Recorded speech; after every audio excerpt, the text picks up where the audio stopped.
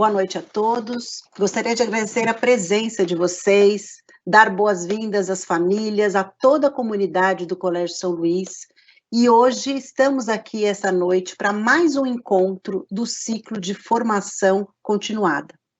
Eu sou Beatriz Galian, eu sou coordenadora pedagógica do Ensino Fundamental 2, e o tema da nossa palestra / conversa hoje é a dimensão socioemocional e o cuidado de crianças e adolescentes. Mas antes de eu apresentar a palestrante, antes da gente começar essa conversa, que tenho certeza que vai ser muito rica, eu gostaria de chamar o Padre Edson, nosso diretor-geral, que vai proferir umas palavras com vocês. Padre Edson.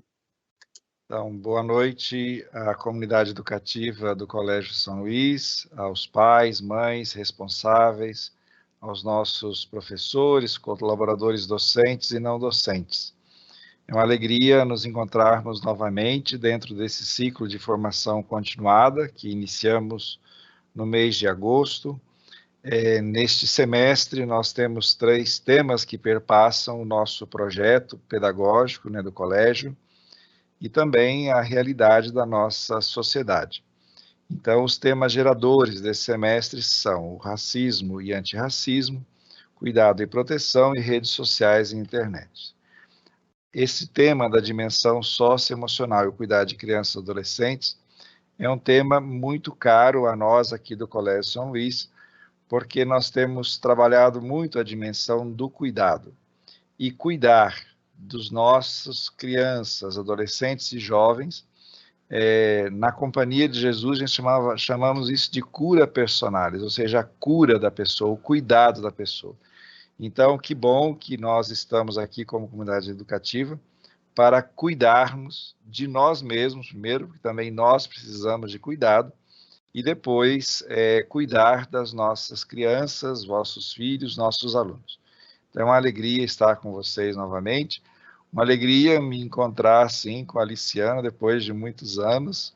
Então, bem-vinda, Liciana, e bem-vindo a todos e todas para esta noite de conversa, para a gente aumentar o cuidado entre nós. Passo a palavra para a Bia. Muito bem, então estamos aqui, vocês já viram que o tema é de extrema relevância. Eu sou bem suspeita, na verdade, positivamente, quando o tema é criança e adolescente.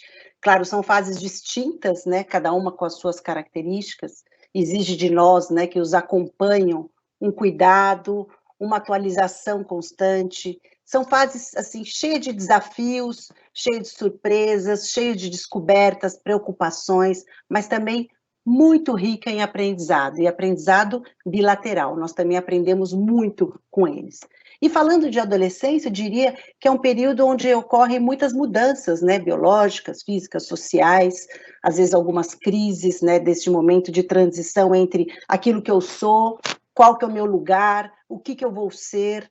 É uma fase cheia de escolhas, com muitas possibilidades, e muitas vezes eu diria uma fase árida.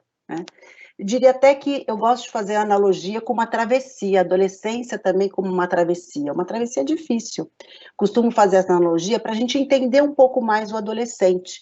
É como se a gente vislumbrasse na nossa frente um mar aberto, um mar aberto pela frente. A gente tem um ponto de partida, mas a gente não enxerga a outra margem. Muitas vezes há aquele cansaço, aquele cansaço extremo no meio da travessia. E a gente, às vezes, percebe um grande desânimo.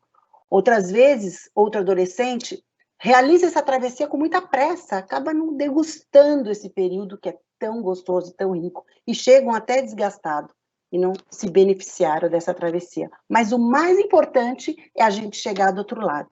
Por isso que estamos aqui hoje, adultos, que os acompanhamos, não para carregá-los no colo o tempo todo, mas a gente colocando também, já que a gente vai fazer uma travessia no mar aberto, a gente coloca a nossa roupa de banho, a gente se atira na água com eles, de longe, para estimular a autonomia, para apoiá-los no momento de cansaço, de insegurança, de medo, e também nos momentos onde a tentação é deixar o corpo afundar. E esse tema é tão importante que hoje nós trouxemos a Liciana.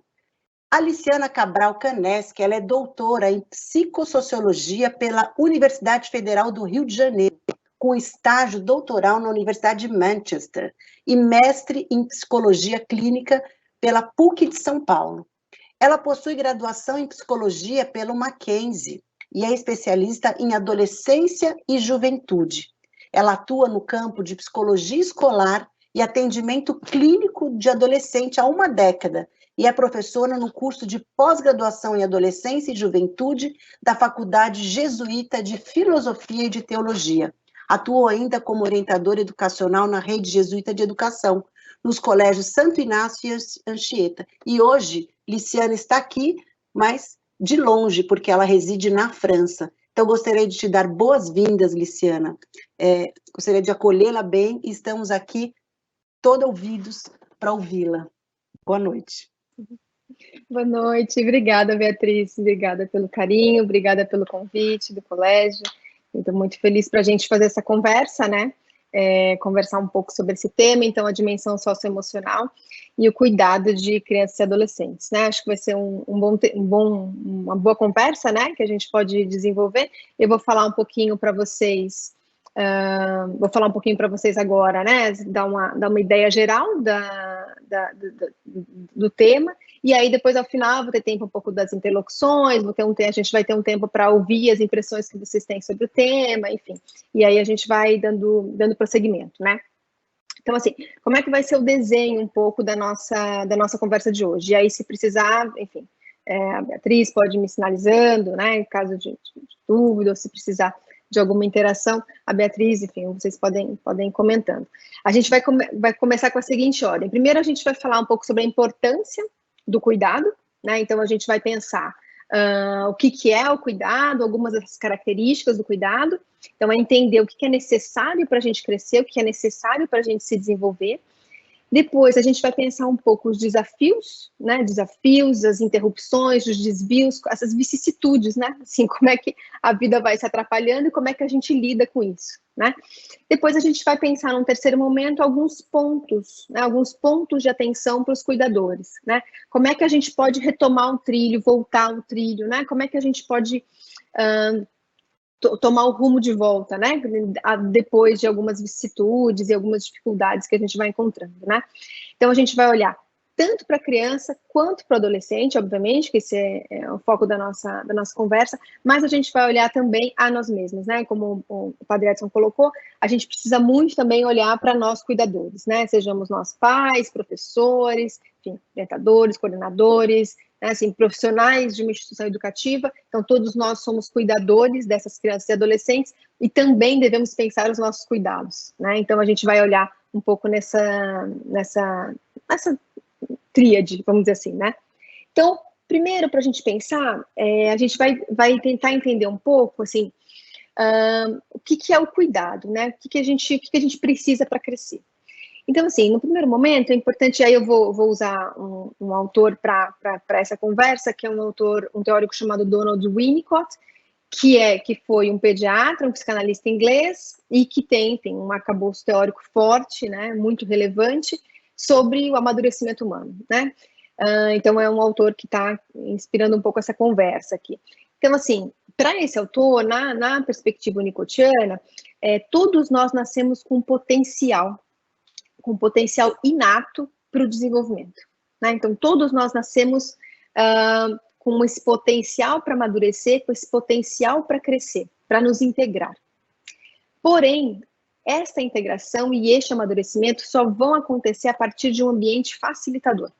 Então, esse ambiente facilitador é fundamental para que as nossas potencialidades inatas elas se desenvolvam, né? Desta forma, a gente entende que o ambiente e os cuidados que esse ambiente possibilita, eles são fundamentais para a constituição psíquica. É o que possibilita a constituição psíquica desse indivíduo. É o ambiente e os seus cuidados que fazem com que o amadurecimento pessoal ocorra, né? Que a constituição psíquica se desenvolva. Então, o cuidado os cuidados é aquilo que compõe e que organizam a nossa subjetividade. Não é pouca coisa, né? Quer dizer, o cuidado é o que compõe, é o que organiza a nossa subjetividade, é o que a gente pode dizer assim, é o que nos põe de pé, né? É o que faz o sujeito emergir. Então, o cuidado é isso, ele vai fazer, ele permite com que o si mesmo, o self, ele se construa, né? Então, o cuidado ele é fundante para todos nós, né? Ele é algo fundante. Então, assim, ele vai nos organizar, ele nos compõe e nós emergimos a partir de um cuidado. Então, isso é bastante coisa, isso é bastante coisa. E, ao mesmo tempo, apesar disso ser fundante, isso ser bastante coisa, o cuidado, muitas vezes, ele é invisibilizado, né? Não sei se vocês, se observam isso, né? Se observam isso em algum momento, mas o cuidado, muitas vezes, ele não é visto, né? A gente não percebe quando ele existe, a gente percebe ele pela falta, né? Quando não tem, a gente pensa, acho que está faltando alguma coisa aqui, né? Mas a gente não percebe quando ele está lá, a gente percebe quando ele falta, pelo negativo, pela ausência, né? Que a gente muitas vezes percebe que esse cuidado deveria ter existido, né? E essa invisibilidade do cuidado, ela é muito perniciosa, ela é muito desconfortável para os agentes do cuidado, né? Que somos, enfim, pais, mães, professores, orientadores, coordenadores, enfim, todos os agentes do cuidado, muitas vezes, eles sofrem essa invisibilidade do cuidado, porque eles sentem muitas vezes que a sua ação, que o seu fazer, que o seu cuidado, suas ações de cuidado, elas são inúteis. Ela tem muitas vezes, os cuidadores têm essa sensação de inutilidade, né? É muito comum, por exemplo, mães, especialmente no começo da vida do bebê, no começo da vida do filho, passarem um dia com o bebê, passarem um dia com a criança e sentirem, não aconteceu nada no dia de hoje, né? Não aconteceu nada. Assim, eu tô aqui e, assim, o que aconteceu, né? Nada. Então, a sensação, muitas vezes, é de inutilidade, né? Os professores também, às vezes, passam por essa sensação, né? Então, quando trabalham, às vezes, a dimensão socioemocional, não estão trabalhando diretamente um conteúdo, estão trabalhando na dimensão socioemocional, por exemplo, a sensação é de que parece que não aconteceu nada, né? Essa sensação, muitas vezes, porque o cuidado fica muito invisibilizado, a sensação de uma certa, de que essas nossas ações de cuidado, elas não são tão significativas assim. Isso é muito perigoso para a gente que cuida, né? A gente tem que estar sempre alerta e sempre tentando alimentar o significado disso, torná-lo significativo para mim e para os outros, né? Às vezes a gente precisa tornar significativo para quem está em volta também, né? Mas a gente percebe que ele fica muito invisibilizado, né? Isso acho que é um ponto de atenção quando a gente fala no cuidado. E um outro ponto de atenção é que quando a gente fala de ambiente, né? A gente está falando dos vários ambientes que as crianças e os adolescentes convivem, familiares, vizinhos, comunidades, escola, enfim, comunidade eclesial, os vários ambientes que a criança e o adolescente ele pode conviver, mas também é ambiente da criança e do adolescente o ambiente interno do adulto. O ambiente interno do adulto também é ambiente. Também é ambiente onde a criança transita, onde o adolescente transita, né? E a gente percebe muito isso, porque a gente percebe que quando a gente está muito agitada, muito ansiosa, muito aflita, como isso muda a velocidade também dos nossos filhos em casa, dos grupos dos alunos que a gente está na escola. Então, como o nosso ambiente interno influencia na dinâmica, na velocidade, na disposição das crianças e adolescentes ao nosso redor, né? Às vezes até costumo ouvir muitas mães falando, eu tive uma noite ruim, não dormi bem, acordava, dormia, e ele também ficou acordando, dormindo, né? Então, como isso impacta, né? Como é que o nosso mundo interno, nosso ambiente interno também isso é importante a gente lembrar, também é o ambiente da criança e do adolescente, né?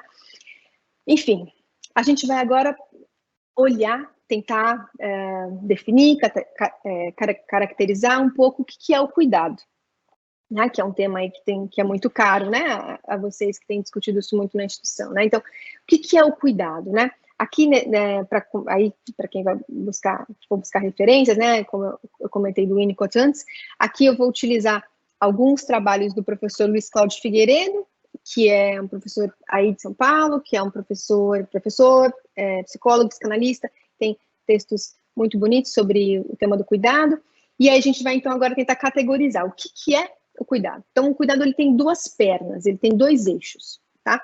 O primeiro o cuidado é uma forma de presença comprometida, de presença engajada, de presença implicada. Essa é uma grande característica, e eu acho que a característica mais visível, que a gente mais reconhece como cuidado, é o fazer. Quem cuida se compromete e age. Quem cuida faz coisas, né? Então, o cuidado tem uma dimensão importante, que é a dimensão do fazer. ele se compromete, quem cuida, né? Se compromete, se engaja, se implica. Então, ele faz coisas, né? O cuidado, ele demanda isso. E o agente do cuidado, professor, pai, mãe, enfim, quem acompanha essas crianças e esses adolescentes, esse fazer se mostra como? E aí, eu pensei em 3 aspectos importantes desse fazer do cuidador, né?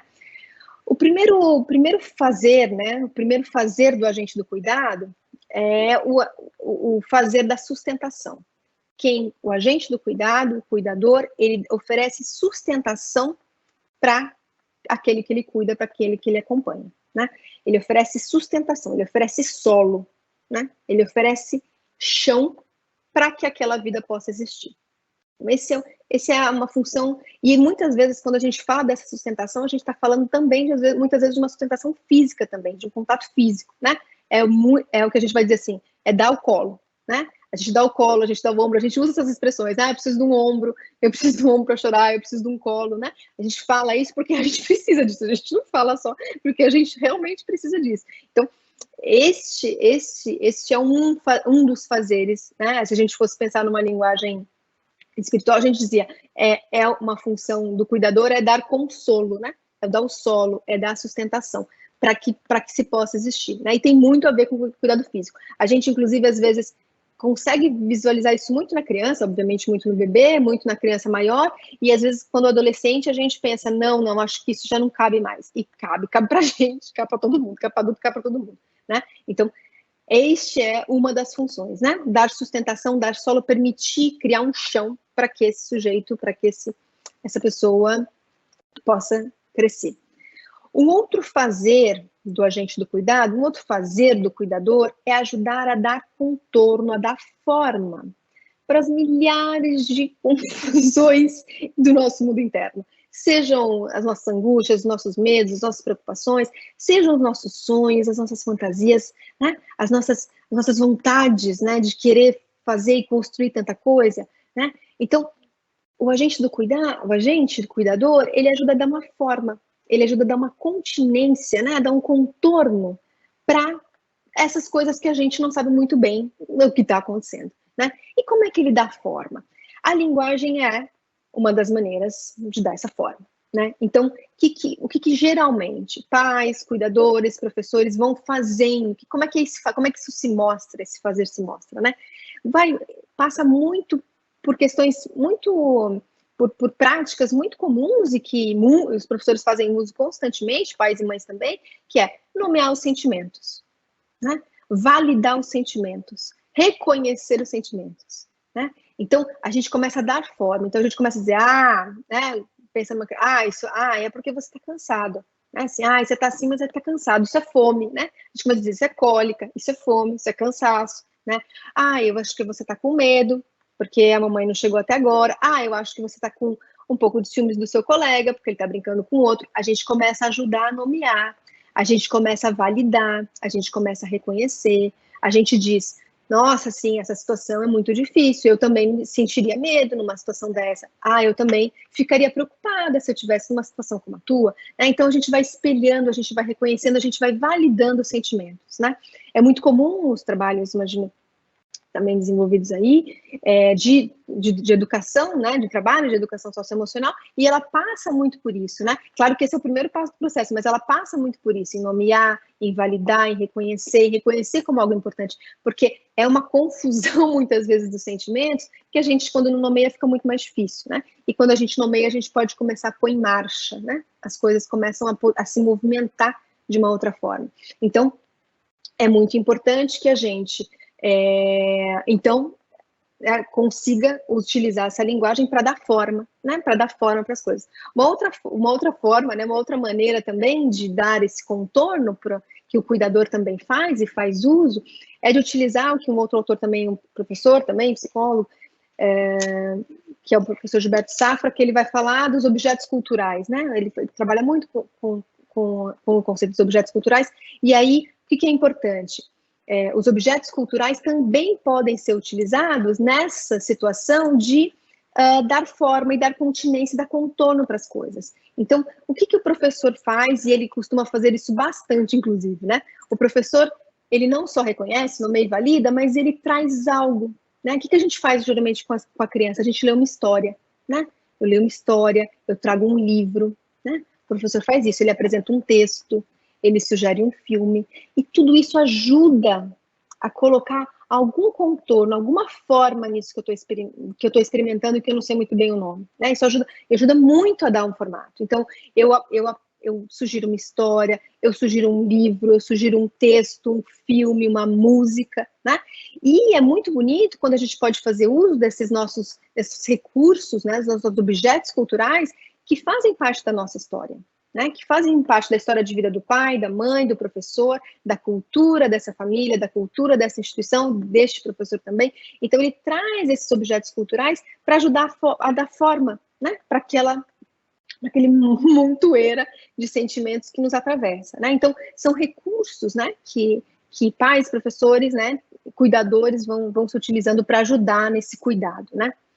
E uma terceira função nessa perspectiva do cuidador, como quem faz, como quem se compromete, é a função de interpelar, né? Então, o agente do cuidado, ele não só sustenta, ele não só ajuda a nomear, a reconhecer sentimentos, a dar forma, mas ele também interpela, ele questiona, ele posiciona e ele aponta limites, né? Ele faz isso. Então, ele pergunta, mas peraí, não está na hora de dormir? Assim, peraí, já não deu? Olha, vocês estão lembrados que a prova semana que vem, vocês já estão estudando? Ele interpela, ele questiona, ele posiciona, ele localiza essa criança, esse adolescente nessa realidade. Então, essa é uma função também muito importante do cuidador. Porém, o cuidado, ele não tem apenas essa perna, esse eixo do fazer, da presença comprometida. O cuidado também é uma presença discreta. Ele também é uma presença reservada. Ele também é uma presença silenciosa. Ele também é isso. Não é só um fazer. Até porque, se a gente entra nessa de que o cuidado é fazer, a gente não dá solo, a gente dá assim, terra na cabeça, né? Assim, a gente afunda, a gente sufoca, a gente né, sufoca a potencialidade das crianças e dos adolescentes, né? Então, não é só dar solo. A gente também, não é só dar solo, não, desculpa, não é só fazer, né? Não é só na dimensão do fazer, porque senão a gente esgota, né? Os que estão sob os nossos cuidados. A gente também silencia, a gente também acompanha. O cuidador também acompanha em silêncio. Ele acompanha em reserva, né? Eu gosto de pensar que nessa vertente de uma perspectiva em reserva, de uma presença assim mais reservada, mais discreta, é como se o cuidador pudesse usufruir da possibilidade de contemplar a quem ele cuida. Ele contempla, né? Ele faz um exercício de não fazer nada, não tem que fazer, ele vai contemplar aquele indivíduo que está crescendo, entende? Então é isso que ele está fazendo, ele está acompanhando, mas ele está presente, ele não sumiu, ele não se desconectou, ele está presente, mas ele contempla, né? E é muito bonito quando a gente pode fazer essa experiência de cuidado, de um cuidado que é também contemplativo, porque de alguma forma a gente observa, né, as coisas que estão sendo semeadas, né, as coisas que estão começando a germinar, a nascer, né? Então a gente observa quando as crianças estão brincando sozinhas, quando elas estão criando as histórias, e sussurrando e falando, né? Quando a gente propõe alguma coisa em sala de aula e eles se engajam naquilo, e estão trabalhando, e estão envolvidos, né? Então a gente consegue fazer esse lugar, né? Experimentar esse lugar de um cuidador, de um exercício daquele que vê o outro crescendo, né?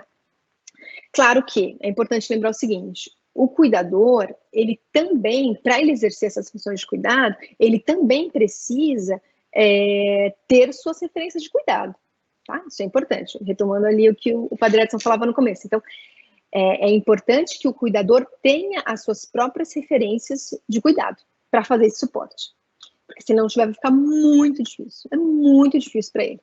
Então, ele precisa, dependendo da fase que ele está, ou buscar as referências de cuidado, ou construir novas referências de cuidado, se o que ele tem já está meio mais ou menos.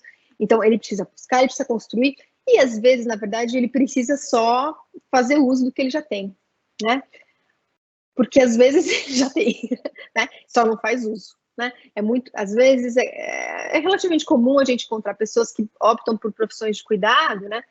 Seja na área de educação, seja na área de saúde, que tem muita dificuldade de fazer uso, né, das suas referências de cuidado, assim, das pessoas que estão em volta, de fato, né? De poder aproveitar, usufruir da presença de pessoas, das pessoas que estão à nossa volta, né? Então, muitas vezes a gente não tem que buscar ou construir referências de cuidado, a gente só precisa acenar, basicamente, fazer um aceno, e essas referências de cuidado, elas se reaproximam, né? A gente às vezes tem dificuldade de fazer esses acenos, mas enfim, o importante é a gente saber que o cuidador precisa das suas referências de cuidado, né?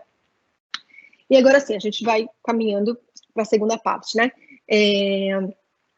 Os cuidados, apesar da gente, né, mesmo que família, escola e diversas instituições estejam exercendo bem o seu papel de cuidadores, mesmo com todos os cuidados, a vida tem desencontros, né? A vida tem embaraços, a vida tem suas vicissitudes, tem contrariedades, e a gente sofre, né?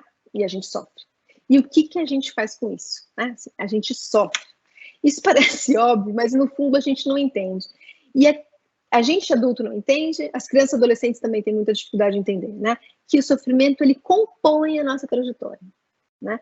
Ele é parte. Os nossos projetos, as nossas ideias, os nossos sonhos, assim, as nossas idealizações, quando eles vão para a realidade, eles vão sofrer uma pequena alteração, eles vão sofrer fracassos, às vezes muito grandes, às vezes pequenos, mas eles, em alguma medida, eles vão fracassar. Eu preciso adaptar aquilo que está aqui com a realidade. Isso que nos transpõe imediatamente, né? Então, os nossos projetos, eles vão fracassar, né? E a gente fica triste, a gente fica desanimado, a gente, às vezes, fica sem esperança, né?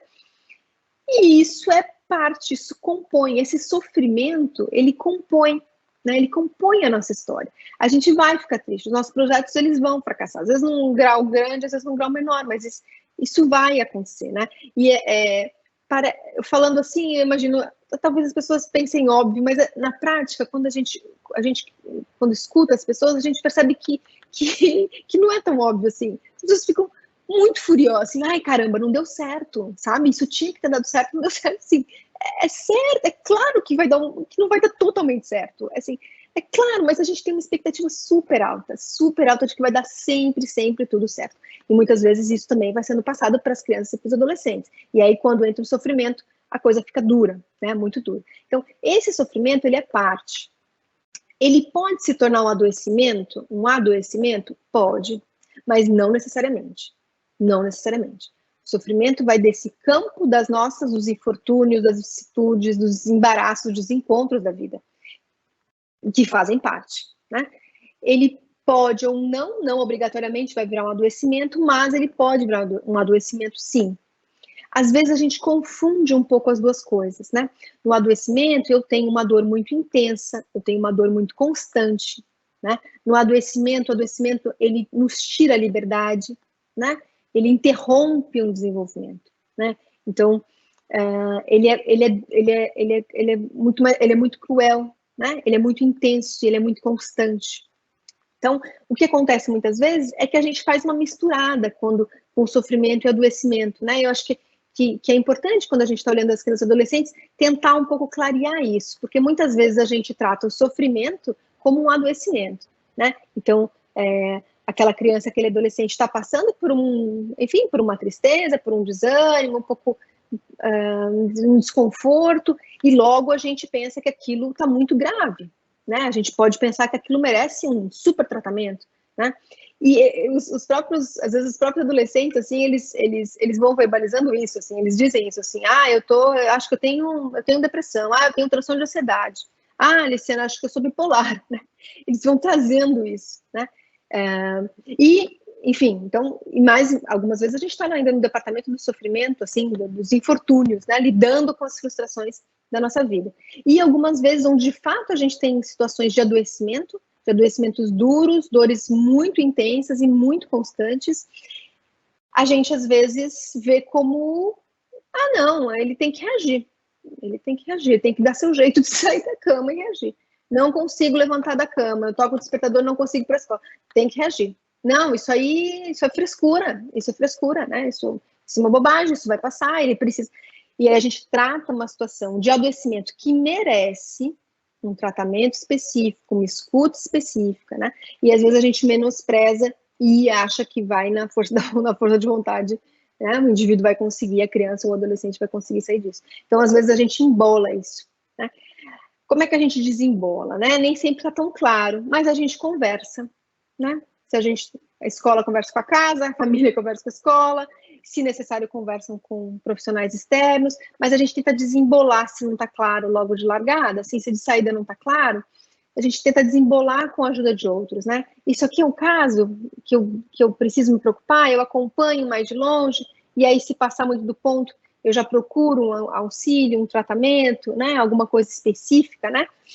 Ou não. Então, eu vou conversando com as pessoas para entender isso. Mas é importante a gente ter claro que este sofrimento não necessariamente leva a um adoecimento. Porém, o adoecimento necessita, sim, de cuidados específicos, tá? Mas é importante a gente conseguir ter um pouco claro, né, esse cenário, né? Porque a gente costuma inverter bastante.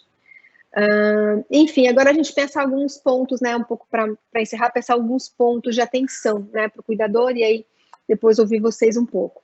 Então, assim, como é que a gente faz, né, diante dessas vicissitudes, dos desencontros, das demandas que a gente tem para o cuidado, né, de crianças e adolescentes, como é que a gente se vira com isso, né? Então, um ponto que eu acho interessante a gente pensar é que é importante gerar um ambiente, criar uma paisagem na nossa casa, na escola, nossas salas de aula, enfim, nos espaços onde a gente circula, criar espaços paisagens, né, onde de fato possam se desenvolver certas características socioemocionais que a gente considera importante aqui naquele momento para o nosso filho, para os nossos alunos, né? Então, para aquele nosso grupo de alunos, assim. A gente sempre desenvolve muita coisa com eles. O que acontece que eu acho que a gente se perde é na intencionalidade, né? Talvez a gente possa pensar, de fato, intencionalmente, o que eu quero que meu filho, meu grupo de alunos desenvolva, né? O que eu quero irrigar, né? Lembrando que eu estou falando de irrigar, entendendo que a semente está lá, né? Então, o que eu quero irrigar? O que eu quero adubar? Né? Onde eu vou colocar minha intenção? O que eu gostaria que ele desenvolvesse, que ele manifestasse, que ele revelasse? Que características eu gostaria que meu filho, que meu grupo de alunos, mas pensando isso intencionalmente, né? Então, como é que eu gero um ambiente, como é que eu crio uma paisagem que favoreça, né, que isso seja irrigado, né, que isso seja irrigado de alguma forma. E aí é interessante a gente também perceber que essas características que eu quero que meu filho, enfim, ou que meus alunos, meu grupo de alunos desenvolva, manifeste, revele, é interessante que elas também estejam, que eu também esteja engajada nessas características, que eu também procure revelar, manifestar essas mesmas características, né? Porque é muito mais fácil para o adolescente, para a criança, ter esses espelhos, né? Ter esses modelos. Então, o que eu quero que ele desenvolva, é interessante que eu também ponha em marcha em mim esse mesmo desenvolvimento. Às vezes são coisas que, de fato, eu quero que ele desenvolva coisas que eu já tenho, como professora, coisas como, né, como adulta, como mãe, como pai, coisas que eu já tenho. Às vezes são coisas que eu já tive lá para trás, que eu tenho que atualizar e trazer aqui para frente. Às vezes eu quero que ele desenvolva coisas que eu também não sei muito bem como desenvolver, mas me ponho a caminho para desenvolver, né? Então, acho que isso é um aspecto importante, né? Pensar as intencionalidades, e pensar num ambiente, numa paisagem que a gente possa irrigar, né, certas características. O segundo ponto, assim, de atenção para os agentes de cuidado, para os cuidadores, é pensar que é muito importante compartilhar os fazeres, compartilhar as decisões que a gente toma em relação às pessoas com quem a gente está cuidando, né? Compartilhar isso com outros cuidadores, né?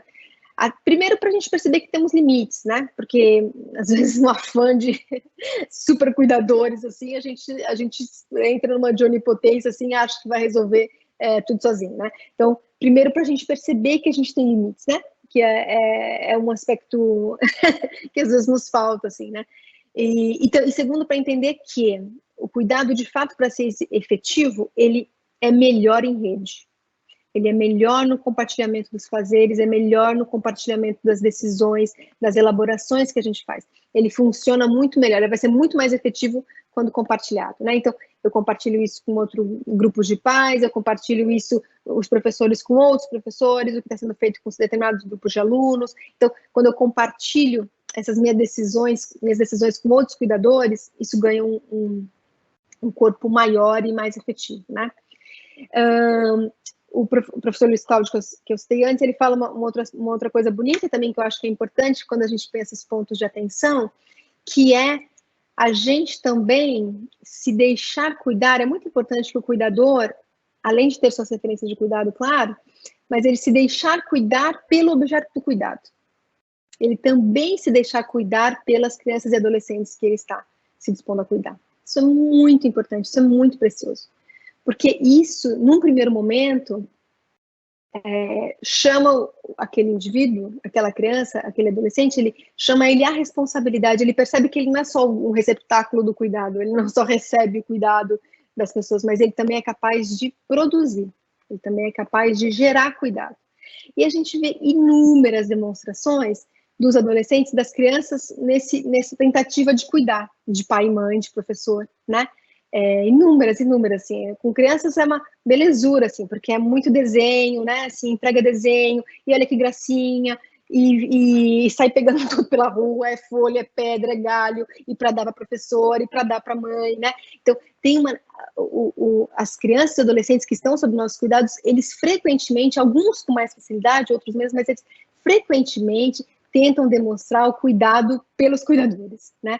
Então a criançada vai e entrega folhinha, entrega florzinha que viu, e pedrinha, e compartilha lanche, e compartilha o que trouxe. E aí, professora, como está bonita? Ai, seu cabelo tá lindo. Ai, seu brinco, você não sabe nem que brinco. Ai, professora. Então, assim, é poder acolher e se deixar cuidar também por esse cuidado, né? Que as crianças, que os alunos, que os filhos nos dão também, né? É um jeito também de responsabilizá-los, né?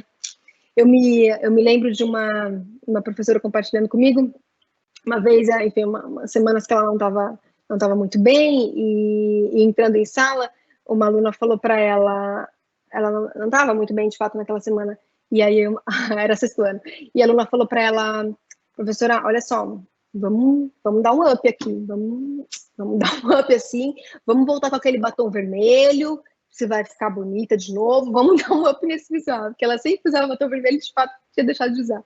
E aí é tão bonitinho, e assim, obviamente, né, o papel da criança e adolescente não é de dar sustentação do cuidado, não é nada disso, mas ele areja, entende? Ele areja, né? Ele abre um pouco as janelas e deixa o vento entrar. Então, permitir-se cuidar pelo objeto de cuidado, né, assim, ela lembrou, eu preciso voltar a usar meu batom vermelho, né, assim, acho que a aluna, vamos dar um up nesse visual aí. Então, se permitir cuidar por esse objeto de cuidado é muito importante para o cuidador, e também para a criança e para o adolescente que estão sob os cuidados, né, porque chama para si a responsabilidade, que é o último tópico que eu vou falar agora. Então, uma das metas do cuidado, uma meta fim do cuidado, né? Não é que o cuidado ele tem que se esgotar ali, mas uma das metas adiante do cuidado é que a gente consiga desenvolver naquela criança, naquele adolescente, naquele indivíduo que está com a gente, que a gente consiga ajudá-lo a desenvolver suas próprias capacidades cuidadoras. Que ele saiba cuidar de si mesmo, daqui a pouco ele cuida do outro, daqui a pouco cuida do ambiente, né? Da nossa casa comum. Então, não basta que esse cuidado pare nele, que ele seja, de novo, né, um receptáculo, mas que ele seja ativo nesse processo, né? Que ele seja ativo. Que haja, então, uma transmissão do cuidado. Então, a gente tem que ter em vista, às vezes a gente não consegue isso de cara, tá? Mas a gente tem que ter em vista, não pode perder de vista isso. Né? Mesmo que a gente às vezes não consiga, ainda não esteja vendo, mas a gente não pode perder de vista que o cuidado não é só ali, parado ali, mas a gente também está transmitindo capacidade cuidadora, a gente também está transmitindo cuidado, para que ele possa, de fato, desenvolver essas capacidades de cuidar de si e de cuidar do outro. Né? A gente observa, por exemplo, no contexto da escola, né, o aluno, quando ele começa a se apropriar mais do seu processo de aprendizagem, está mais apropriado disso, ele começa a ensinar para o colega. Né? Isso é muito importante. Né? Então, às vezes, o que ele sabe, às vezes não dá para ensinar para o colega, mas, enfim, que ele ensine para o pai, né? Que ele ensine para a mãe, que ele ensine para ele mesmo, né? Muitos estudam assim, falam para si mesmo como se falassem para o outro, mas é isso, ele volta para ele aquilo que ele recebeu do professor, ele volta para ele, né? Aquilo que ele recebeu, né? De sua mãe, de seu pai, de seu professor, então ele retorna. Então a gente percebe, e aí a gente vai começando a ensaiar uma transmissão do cuidado, que vai meio que ao longo da vida. Mas é um aspecto muito importante a gente entender, né? Que a nossa meta é isso, é desenvolver as capacidades cuidadoras, né? Que o cuidado não se encerra ali. por hora é um pouco isso. Eu queria ouvir um pouquinho vocês agora, um pouco para a gente trocar. Beatriz, não sei se ficou claro como é que foi, e aí vou ouvindo um pouco para a gente fazer algumas interlocuções aí, Beatriz. Obrigada. Perfeito, Liciane. Nós que agradecemos, né, pela sua presença, por esse encontro, por essas palavras tão importantes, né, ainda mais você que está aí adentrando a madrugada de quinta-feira na França e se dispôs a estar aqui conosco esta noite. Esse tema é um tema que não se esgota, né, é um tema que estamos sempre nos atualizando e de extrema importância.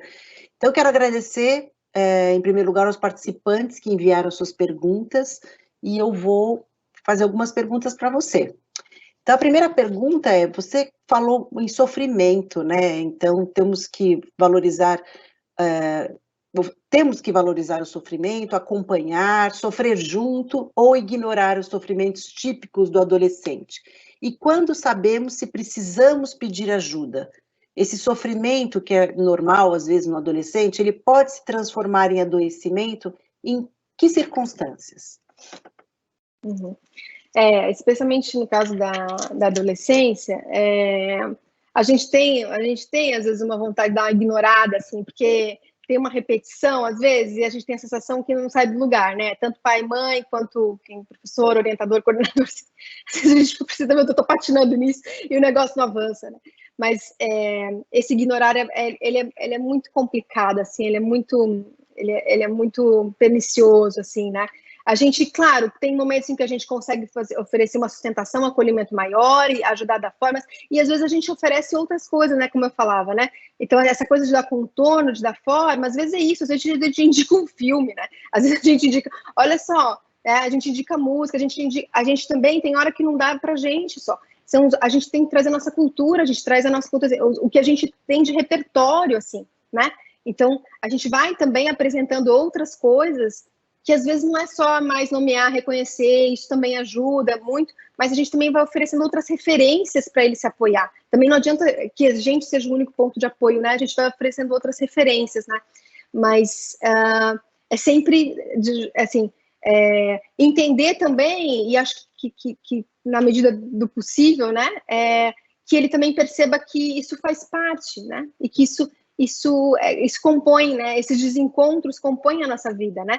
Algumas coisas a gente vai resolver, mas na verdade nem tudo a gente resolve. A gente lida melhor, né? Assim, na verdade poucas coisas a gente resolve totalmente, né? Mas a gente vai lidando melhor, né? A gente vai lidando melhor com essas coisas. Elas tendem a nos causar menos aflição, né? Essa coisa do adoecimento e do sofrimento, realmente, às vezes a gente fica um pouco, difícil, né, essa fronteira. Por isso que eu comentei assim, na dúvida, a gente vai conversando com outras pessoas, né? A gente conversa quem está em casa com a escola conversa com a família, e se necessário a gente conversa com um profissional para entender, olha, eu estou achando que tá doendo demais, está uma dor muito constante.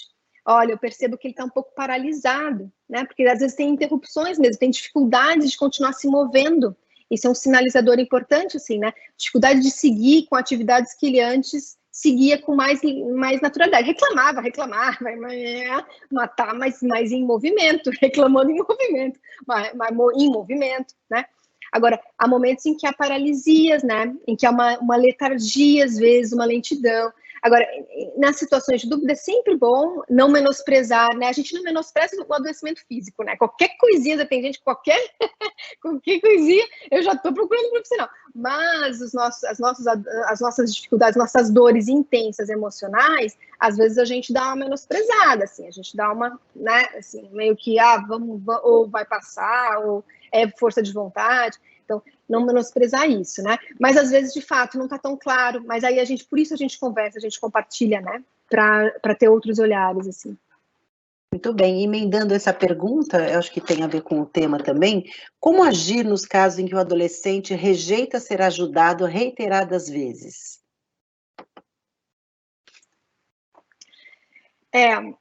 A gente precisa tentar achar uma porta de entrada, né? Eu fico pensando assim, no reiteradas vezes, se a gente tentou a gente mesmo reiteradas vezes, se foi tipo, a gente repetindo, se a gente tentou outras portas, assim, porque geralmente ele encontra algum lugar, ele busca ajuda, ele sinaliza em algum caminho, assim. Então, pode ser que o sinal tenha sido... então, se a gente não consegue a gente ali, às vezes, na unidade familiar, a gente pode tentando coisas na escola, a gente pode tentar outras pessoas da família ampliada, que não na família nuclear, que podem acessar. Então, você pode ter tios, madrinhas, primos, pessoas em volta. Então, eu diria, a gente tenta outras portas de entrada, assim, porque às vezes o que ele está se recusando é, de repente, aquele formato, aquilo que a gente está, naquele formato que a gente está interrogando e está interpelando, né? Às vezes também o que acontece às vezes a gente também interpela muito naquela função, quando eu falava um pouco das funções de cuidado, e às vezes o que é necessário naquele momento é mais sustentação e menos questionamento também. Às vezes a gente gosta bem, pai, mãe, professor, a gente tem alguma coisa assim, que às vezes vai muito no questionamento, na interpelação, e aí a gente gosta muito dessa tecla, e às vezes a sustentação e a coisa de dar um contorno, reconhecer os sentimentos e tal, a gente queria poder acelerar e já dar a nossa opinião, já dizer um pouco, né? Mais um imperativo, assim. E às vezes a necessidade, às vezes é de sustentação, é de dar solo, de dar chão, do consolo, né? Assim, então, também a gente pode pensar se a gente está interpelando muito, se a gente está convocando demais e às vezes é um momento que ainda não dá para convocar tanto. Mas também tentaria outras portas de entrada, assim, quando a coisa está muito resistente. Pode ser que não dê pela gente, mas vai dar para um outro, né? Outro consegue a entrada. Sim, obrigada, Liciana. E outra pergunta que nos chegou é como criar um ambiente facilitador do desenvolvimento de crianças e adolescentes? Então, esse ambiente que facilita o desenvolvimento, ele tem algumas características que é um pouco que eu falava ali do cuidado, no sentido de pensar. Primeiro, como eu falava, né, o ambiente interno do adulto é o ambiente em que a criança transita. Então, é importante também que a gente esteja em sintonia, né? De alguma forma que o nosso ambiente interno também esteja em sintonia com o que a gente quer desenvolver, né? Com o que a gente quer, que a gente sonha, né? Para o nosso grupo de alunos, para os nossos filhos. Então, isso é bastante importante, né? Esse ambiente facilitador, ele precisa compor alguns elementos, como esse que a gente falava, da sustentação, elementos do fazer mesmo, né? De sustentação. Isso da sustentação, por exemplo, é traduzido muito no aspecto, por exemplo, da rotina, né? Então, assim, a criança sabe que ela vai comer esse horário, que ela vai dormir nesse horário, tem uma certa previsibilidade, né? A gente fala, então, o ambiente facilitador, ele precisa ter alguma previsibilidade. Gera muita ansiedade não saber o que vai acontecer o tempo inteiro. E fica aflito, né? Cada dia de um jeito. Então, a previsibilidade é importante. Uma continuidade, né? Uma continuidade. Entender, né? Que esses dias são semelhantes um com o outro. O que aconteceu hoje, amanhã eu sei mais ou menos. Eu vou dormir, eu sei o que vai acontecer amanhã, né? Então, há uma tranquilidade nessa passagem dos dias, né? Então, a sustentação, o apoio, mesmo o apoio físico, a questão de pensar, né? Como é que eu reconheço os sentimentos, como é que eu ouço, né? A minha capacidade de escuta, né, com relação... Isso são características do ambiente facilitador, né, de um ambiente que facilita esse processo. E, claro, a interpelação e, claro, a presença, às vezes, silenciosa, né, uma presença que, às vezes, acompanha e que contempla também essa criança se desenvolvendo. Eu acho que são aspectos que podem ajudar a pensar esses ambientes. O ambiente é também físico, né, mas ele é também nos gestos, nas ações, na forma como, né, a família e aquela turma, né, aquela sala de aula é um pouco conduzida. Muito bom, Liciana, muito obrigada. Temos mais uma pergunta aqui que diz o seguinte: como enfrentar a indisciplina e o mau comportamento de crianças e adolescentes de uma maneira educativa? Uma das funções ali, né, que eu falava um pouco é a questão da interpelação, né, assim, de posicionar os limites, né, isso é uma função importante do cuidado e uma função bastante desgastante. Tem gente que curte mais, tem gente que curte menos, tem gente que gosta mais dessa função de cuidado, de interpelar e de pôr os limites, e tem gente que, nossa, esse é o que eu menos gosto de fazer, isso. Mas ela é uma função importante dos agentes de cuidado, né. Os limites, essa questão da indisciplina, os limites, eles são organizadores, né. Os limites, eles falam da realidade, especialmente para adolescente, para criança também, mas especialmente para adolescente, que às vezes há uma dificuldade de um pouco de contato com a realidade, a gente precisa mostrar os limites, eles vão apontando isso. E às vezes há uma esquiva um pouco assim de ver esta realidade. Mas o limite, ele vem como organizador. O limite é o nosso ponto de contato com a realidade. Vamos pensar a gente assim, tá com sono, tá com fome, né? Assim, se o nosso limite, isso é a realidade me dizendo, eu preciso parar agora para fazer uma refeição. É o meu ponto de contato com a realidade. Se eu perco o contato com o limite, eu me diluo de uma forma e perco esse contato com o que a realidade está me trazendo. Então, o limite dessa moldura, inclusive, ele permite, né, essa moldura, inclusive, para eu viver as experiências, né? Porque sem essa moldura, é pensar num quadro, né? Assim, sem essa moldura, eu me esparramo de tal forma que eu me perco, né? Eu me perco. E eu perco a experiência, né? Eu perco o que é o meu si mesmo ali, né? Então, eu preciso desse contorno para não me perder. Para um adolescente, isso é bastante importante, especialmente por causa desse ponto de contato com a realidade. É um trabalho tranquilo? Não é um trabalho tranquilo. Não é um trabalho zero tranquilo. Se a gente for pensar da disciplina no contexto escolar, assim, a escola ela faz uma inserção desse indivíduo no espaço coletivo. Né? Claro, ele tem outras inserções na família, vizinhos, família ampliada, mas ele vai fazer uma inserção muito grande quando ele entra num espaço coletivo. Quando ele entra na escola, ele vai fazer uma super inserção. Então, ele está aprendendo. Então, ele está aprendendo a conhecer os limites ali, daquela instituição, daquele lugar que ele está. Então, eu acho que o que a gente pode, de saída, não se afligir, porque a gente está para essa tarefa também de ensinar isso. A gente não está só para ensinar todas as outras coisas, mas a gente está para ajudá-lo a entender o que é essa inserção num espaço coletivo mais amplo. Para alguns, rapidamente ele capta o que é isso. Outros têm mais dificuldade, mas é uma tarefa, né? É uma tarefa das instituições também ajudá-lo a conseguir ver a realidade via limite, né? Via este limite, dar este contorno, assim. Então, a gente tira, né? Ele entra no espaço coletivo onde ele vai conviver com pessoas que são familiares a ele, pessoas que adoram ele, pessoas às quais ele é indiferente. Ele não é o adorado o tempo todo, ele não é o querido o tempo inteiro, né? Para alguns ele é muito querido, para outros ele é indiferente, para outros, enfim, nem é muito. Então, ele está aprendendo como é que eu lido num espaço coletivo muito amplo. Ele está aprendendo isso, né? Quando ele... E, claro, a cada série, os desafios vão aumentando também nesse sentido, né? Mas é o ponto de contato com a realidade e acho que a gente também, talvez, ter um pouco de resiliência no sentido de aguentar um pouco a repetição, sabe? Porque a gente tem que repetir, gente. A gente aprende muito pela repetição, assim, sabe? A gente aprendeu repetindo pra gente. É que a gente esquece. Repetiram muito pra gente. Mas demais. Entendeu? Foi demais. Assim, repetiram muito para a gente conseguir fazer mais ou menos isso que a gente faz, né, Beatriz? Assim, mais ou menos, alguém foi falando, aí falou, e a gente acha que, não, falou uma vez eu já aprendi. Não era assim, gente, não foi assim que a gente aprendeu. A gente aprendeu com muita repetição. Então, a gente pode ficar tranquilo assim, eu digo, porque a gente fica aflito pensando, sou eu que não estou sabendo, né, comunicar, é ele que não entende, o problema, enfim, a gente está procurando, mas não, o processo ele exige, né? O processo exige essa repetição. E vai acontecer, né? E a coisa se solidifica em algum momento, se acomoda, mas exige bastante repetição. E a gente também aprendeu assim, algumas coisas, tem coisa inclusive que a gente nem aprendeu, mas assim, é na repetição, né? Com certeza, na repetição, e damos graças aos nossos pais que tiveram perseverança a chegar. Não desistiram da gente, não né? desistiram de nós.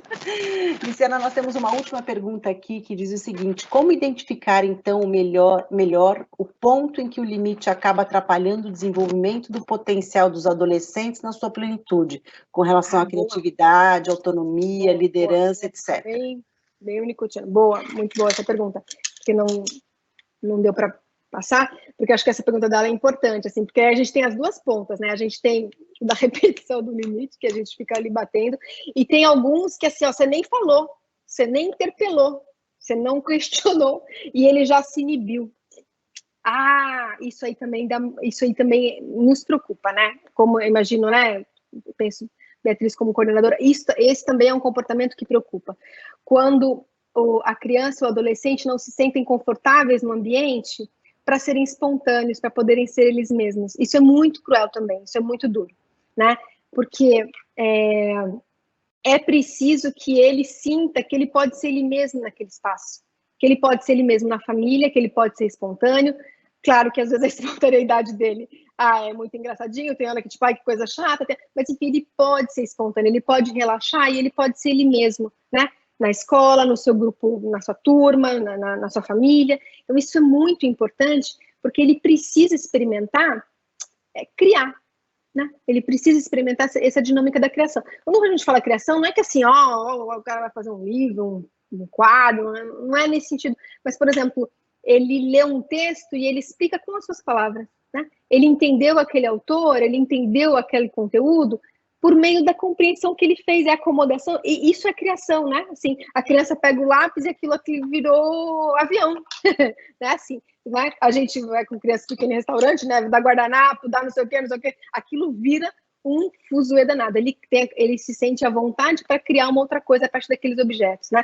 Então, é importante que de fato, a gente esteja também atento para isso, né? Porque, às vezes, para alguns, este limite, aí, claro, a gente vai ter que conhecer nossos filhos, conhecendo um pouco mais perto do nosso grupo de alunos e entender que, para alguns, muitas interpelações causam, às vezes, uma inibição. Às vezes, você não consegue que aquela espontaneidade flua, né?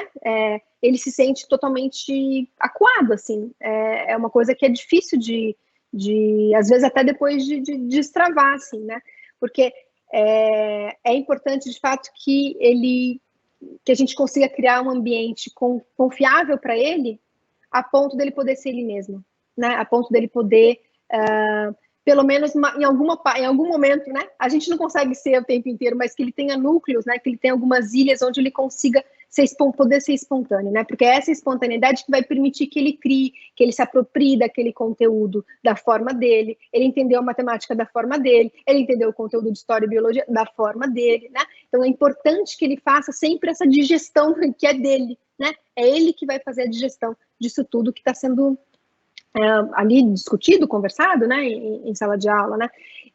E que em casa também ele possa fazer seus gestos espontâneos e esses gestos espontâneos serem acolhidos, né? Serem acolhidos como criação, como produção dele, né? Para alguns adolescentes, isso é muito difícil, sentir essa... E isso é fundamental para a gente se sentir vivo, né? Não sei se a gente, por exemplo, se pensar a gente adulto em situações de estresse, quando a gente está num lugar que a gente sente que a gente não pode ser a gente mesmo, a gente tem que ficar muito tempo naquele lugar, e aquele lugar, assim, eu preciso ficar ali, e eu não tenho uma chancezinha nem de dar ser um pingo de Beatriz, nem que seja do tipo, eu posso colocar esse brinco, eu posso com essa roupa, eu posso falar com tal pessoa, eu posso, né? Se não tem, aquilo isso, se você pensa semanas, meses, isso é muito grave. Isso sim é um sofrimento que pode ocasionar, inclusive, mais para frente um adoecimento, né? A gente precisa ter um espaço para a gente, né? Não que, às vezes não dá o tempo inteiro, mas tem que ter escapes, né? De espontaneidade, né? Da gente se ver ali refletido naquilo, né? Isso é bem, bem importante, essa pergunta. Luciana, esse é um assunto que não se esgota, né? Eu tenho certeza que nós ficaríamos aqui por muito mais tempo, mas infelizmente a gente já tem que ir encerrando. Espero que tenhamos contemplado aí as poucas perguntas que nós tivemos, justamente por ter sido muito clara a sua exposição, Luciana. Então, eu gostaria de mais uma vez agradecer, em nome do nosso diretor-geral, Padre Edson, em nome do nosso diretor acadêmico, Renato Laurato, e toda a equipe do Colégio São Luís. E gostaria de convidar aos pais, e a você também, Luciana, para a nossa próxima palestra, do ciclo de formação continuidade da nossa comunidade aqui do São Luís. E o tema será Direitos e Prevenção de Abuso. O que eu preciso saber para proteger a infância e a adolescência? E essa palestra vai ser proferida pelo Dr. Eduardo Dias de Souza Ferreira. Então, fiquem atentos, porque essa palestra vai acontecer no dia 27 de outubro, às 19 horas. Só lembrando que este encontro foi gravado e o link para entrar nessa palestra gravada é o mesmo que vocês entraram esta noite. Então, mais uma vez, muito obrigada pela presença de todos, muito obrigada, Aliciana, por ter... Obrigada, Beatriz, obrigada também, grupo. Agradeço muito, obrigada, Padre Edson, obrigada também pela escuta, enfim, pela acolhida também de vocês, muito obrigada. Nós é que agradecemos, muito obrigada então, e um bom fim de noite para todos, e um bom fim de semana também.